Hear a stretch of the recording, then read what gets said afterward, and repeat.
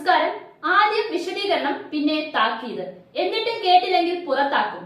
Party നയം ലംഘിക്കുന്നവർക്കും അനൈക്യമുണ്ടാക്കുന്നവർക്കുമുള്ള ഗതി എന്തെന്ന് ഡൽഹിയിൽ കേരളത്തിലെ പ്രമുഖ നേതാക്കളുമായുള്ള യോഗത്തിൽ കോൺഗ്രസ് പ്രസിഡന്റ് മല്ലികാർജുൻ ഖർഗെ വ്യക്തമാക്കിയത് ഇങ്ങനെയാണ്.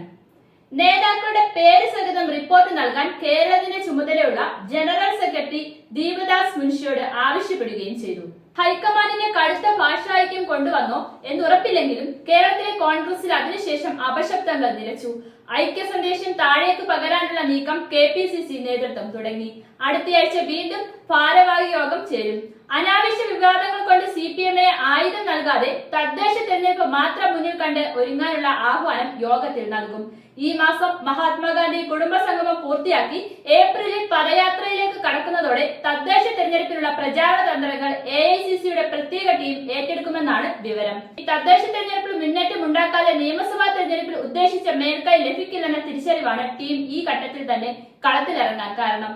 KPCC പ്രസിഡന്റിനെ മാറ്റണമെന്ന ചർച്ചയും സർക്കാരിന് അനുകൂലമായി ശശി തരൂർ MP നടത്തിയ പ്രതികരണവുമാണ് സമീപകാലത്ത് കോൺഗ്രസിൽ തർക്കമുണ്ടാക്കിയത്. KPCC പുനഃസംഘടന ഉണ്ടാകുമെന്ന സൂചന ഡൽഹി യോഗത്തിനെത്തിയ നേതാക്കൾക്ക് ഹൈക്കമാൻഡ് നൽകിയിരുന്നു.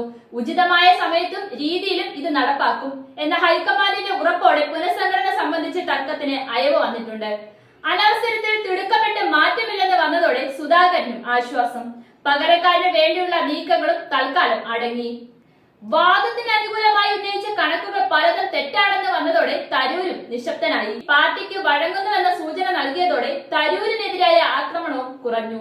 KPCC നേതൃത്വവുമായി ഇടഞ്ഞു നിന്നിരുന്ന മുല്ലപ്പള്ളി രാമചന്ദ്രനെ സന്ദർശിച്ച് മഞ്ഞൊരുക്കിയ സുധാകരൻ അഭിപ്രായ സമന്വയത്തിനുള്ള വാതിൽ തുറന്നു.